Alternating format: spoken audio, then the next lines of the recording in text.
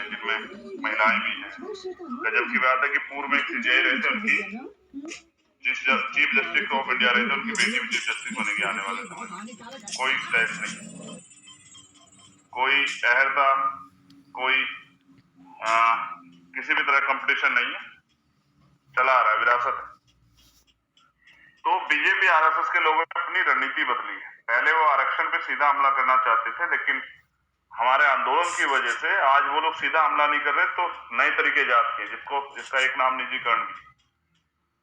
तो वो पिछले दरवाजे से हमारे अधिकार को खत्म कर देना चाहती है। ठीक है, खैर कोई बात नहीं, वो खत्म करने का प्रयास कर रहे हैं भारतीय संविधान को और हमारे संविधान प्रति जो अधिकार है उसको। वो इस देश में मनुस्मृति दोबारा मनुवाद लागू करना चाहते हैं, मगर ये कड़वा सत्य है, जब तक बाबा साहब अम्बेडकर के विचारधारा को मानने वाले लोग, उनके अनुयायी, उनके बेटे यहाँ हैं, तब तक तो ये संभव नहीं। जिन जिन चीजों से मनुवाद को वापस आने का प्रयास करोगे, चाहे वो ईवीएम हो या कोई और बात, उसका जवाब समय समय पे देते रहेंगे। अगर आपको याद हो, कभी पिछड़ों के लिए क्या सोचते थे इनके नेता में बाल गंगाधर तिलक की जो बात है, 15 मई 1881 में उन्होंने कहा, उन्होंने विरोध किया था बैकवर्ड के लोगों के लिए आधुनिक शिक्षा का, उन्होंने विरोध किया था। जो चौथा वर्ण है ना, शूद्रों के लिए उन्होंने आधुनिक शिक्षा का विरोध किया था और उन्होंने कहा था शिक्षा लेके क्या करेंगे, संसद में बैठ के क्या करेंगे ये, और किन किन जातियों के नाम थे, तो मैं उनका नाम भी नहीं लेना चाहता। हमेशा एक समाज तो कुर्मी तो हमेशा निशाने पर रहा। उसका कारण छत्रपति साहू जी महाराज, जिन्होंने 16 जुलाई 1902 को आरक्षण की व्यवस्था की, जिन्होंने इस गैर बराबरी को समझा और उन्होंने आरक्षण की व्यवस्था की, इसलिए जो है उनसे तो हमेशा चिड़े रहे। तो पिछड़े वर्ग को जो आरक्षण मिलता है उसका विरोधी कौन है? जब मंडल कमीशन आया, आज तक मंडल कमीशन की 7 सिफारिश लागू नहीं, उसका विरोध किसने किया? आज के लाइव को पिछड़े वर्ग के ज्यादा लोग देख रहे हैं, मैं उनसे पूछना चाहता हूं। देखिए, बाबा साहब अम्बेडकर ये कहते हैं, जो कौम अपना इतिहास नहीं जानती वो कभी अपने भविष्य का निर्माण ही नहीं कर सकती।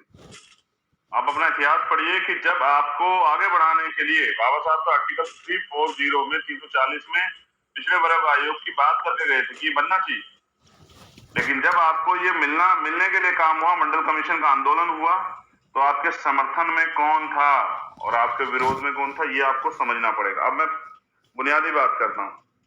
69,000 शिक्षक भर्ती में घोटाला हुआ, लगभग 20,000 पदों का, जिसमें मेरे पास जो रिपोर्ट है, शेड्यूल कास्ट की लगभग 3167 सीटों पे घोटाला हुआ है और लगभग 16,000 सीटें पिछड़े वर्ग के लोगों की, लगभग 20,000 के करीब सीटें हैं जिन सीटों पे घोटाला किया है। अब सरकार को पता है घोटाला किया है।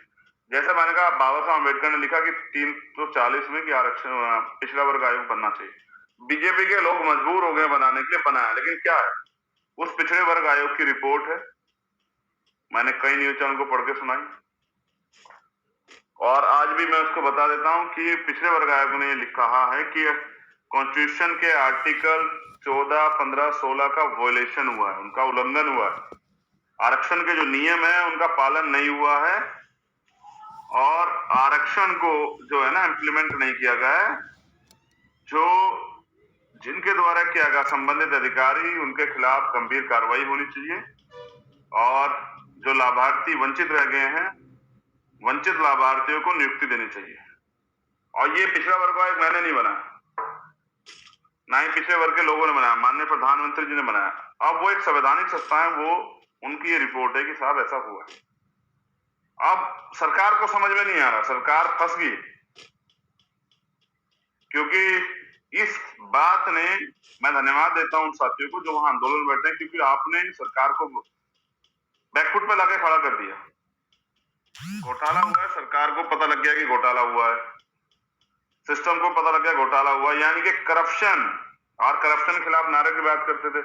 कल ही मुझे कोई बता रहा था कि स्विस बैंक में संपत्ति जो है 25% का इजाफा हुआ है। प्रधानमंत्री कहते थे काला धन वापस आएगा।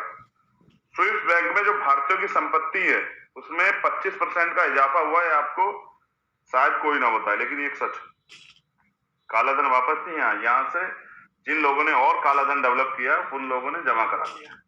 ये है वास्तविक स्थिति भारत की। 69,000 शिक्षक भर्ती। पहले तो सरकार रोजगार नहीं देती, मेरी आंख में कुछ हुआ है। पहले तो सरकार रोजगार नहीं देती है। रोजगार की भर्ती निकलती है, आवेदन निकलता है, आवेदन का फॉर्म भरता है, सरकार किसी कारण से भर्ती निरस्त कर देती है। जनता के, नौजवानों के खून पसीने की मेहनत के पैसे खराब हो, कोई जवाब नहीं। सरकार का एक पैसा होगा वो सरकार लेगी। जनता के, नौजवानों के मेहनत की, उनके परिवारों के 500 रुपए की फीस फार्मर में जमा होती है। कुछ भर्तियां जो हैं जब शुरू होती हैं तो उसके बाद उनके जब पेपर होते हैं, मेहनत करते हैं, उससे पहले पेपर लीक करा देती है सरकार। ये भी अभी हुआ पीटी के एग्जाम में।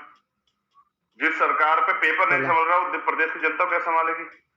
तो पेपर लीक हुआ, और पेपर लीक के बाद अभी मजा आएगा। अब उसको मैनेज करने, जैसे कोरोना में इतने लोग मरे, उसको सरकार से मैनेज करने, उसको मैनेज करने में लगी हुई। इतना सारा सिस्टम होते, पेपर कैसे लीक हुआ? किसने कराया ना? एक और घोटाला चलिए, पेपर लीक हुआ, पेपर लीक करके अपने चहितों को दे दिया। अब वो फिर भी पास नहीं हो पाते। जो मेरिट की बात करते हैं ना, उनके लिए मेरा संदेश कि सर, रेस की लाइन एक कीजिए। कोई भी एक दलित पिछड़े वर्ग का अभ्यर्थी पकड़िए, उसको तैयार कीजिए, समय आप निर्धारित कीजिए, टेस्ट आप निर्धारित कीजिए, रेस की लाइन एक कीजिए, सुविधाएं उनको बराबर दीजिए, और फिर देखिए किसमें कितनी क्षमता है। फिर मेरिट की बात कीजिए हमसे और मुकाबला कीजिए, हम बताएंगे किसमें कितना दम। तो आप तमाम तरह से, आपके पास सारे संसाधन हैं, आपको पेपर भी मिलता है, सब कुछ मिलता है, फिर आप पास नहीं हो पाते। तो आपको पास करने के लिए आपकी चहीती सरकार हमारे बच्चों का हक डकारती है, और हमारी सीटें, जो संवैधानिक अधिकार आरक्षण में जो सीटें हमें मिली हैं, उन सीटों को छीन के देती है हमसे। ये है भारतीय जनता पार्टी का चाल चरित्र। ये है वो लड़ाई, जिस लड़ाई के खिलाफ हमने आंदोलन जो है ना शुरू किया। अब जब भी मंडल आएगा ना, तो कमंडल भी आएगा। जब मंडल का आंदोलन शुरू हुआ, तो इन्होंने, जब हम मंडल के लिए लड़ते हैं, अपने अधिकारों के लिए लड़ते हैं, तो मैं इस बात को शुरू करने से पहले एक बार आरक्षण पे जरा सी टिप्पणी करना चाहता हूं। जो बच्चे वहां बैठे हैं ना, वो पिछड़े वर्ग के बच्चे हैं, उनको समझ आया कि आरक्षण क्या। अभी पिछड़े वर्ग के लोगों को, शेड्यूल कास्ट के कुछ जातियों को समझ नहीं आया कि आरक्षण व्यवस्था क्या है। धीरे धीरे वो इसको पढ़ेंगे, जानेंगे। जैसे मैं कहता हूं कि देखिए, सब सिस्टम संविधान से चल रहा है, लेकिन संविधान में क्या क्या आर्टिकल है, और कितने आर्टिकल है, क्या क्या आर्टिकल में किसको क्या क्या मिला है, क्या आपके मौलिक कर्तव्य, क्या मौलिक अधिकार, जब आप उसको पढ़ेंगे तो जानेंगे। तो पिछड़े वर्ग के लोगों को जो अधिकार मिले हैं आरक्षण व्यवस्था के, पहले तो मिले देर से, और मिले उसके बाद जो है, जैसे उनके अधिकारों की बात हुई, तभी यहाँ कमंडल आ गया। कमंडल है ये नफरत सांप्रदायिकता।